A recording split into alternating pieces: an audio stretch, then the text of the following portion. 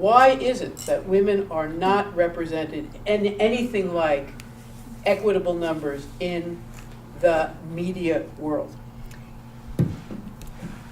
You know, I don't know exactly how to say this, but I think it's a big conspiracy. Say more. When we started Nickelodeon, I had people counting the number of girls we had on our shows and what roles they had. And we actually did a pretty darn good job of reversing some of that. But Gina's data shows that whether this was 1947 or 2012, 17% of women are represented in a crowd scene in a feature movie. 17% are main characters. You never get above 17%. Now, I ask you, do you know what percentage of our Congress right now is women? 17%. 17%. 17% ends up being a really interesting thing. Because if we just always see a world where women are 17%, then you go to work in a corporation and it's like, you know what, we've got about 17%. They don't measure it, but they see it. It's like, oh yeah, that's just about the way the world I see on TV or the world I see in film. And I know from my experience in the world that unless women get to 30%, which is a real tipping point, we're not normal.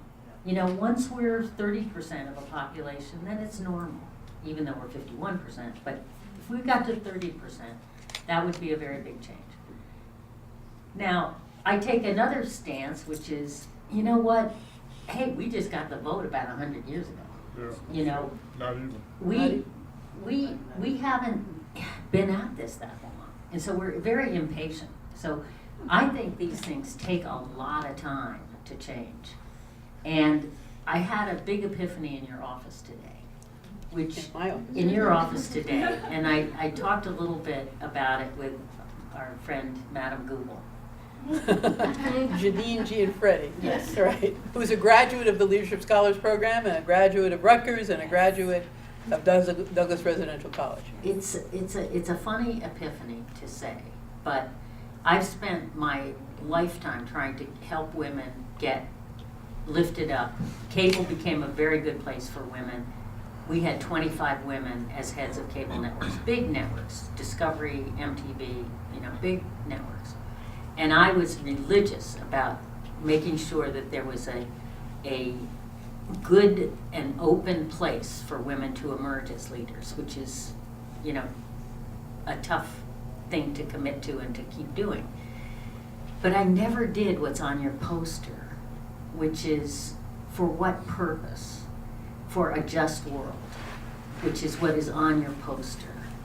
And to me, until we get to that point where the conversation with women is not, how can we help you get ahead, but how can we help you get ahead so that we can change this? I have not seen that conversation go on as much as I'd like to. In 1980, a little while back, I thought we had finally turned the corner on women as academics and minorities as academics. Because in 1980, the big publics reached a kind of percentage, which was around 15%, that I thought would be the takeoff percentage. It took off all the way past 17 to 23%. And that's where it's been for an entire generation, right? Well, in that generation, a whole lot of women and minorities got degrees. And a whole lot of them went into film and did a bunch of stuff. But somehow they didn't break in. They couldn't figure out, I think, a lot of them, what was in the room, and nobody really opened the door for them.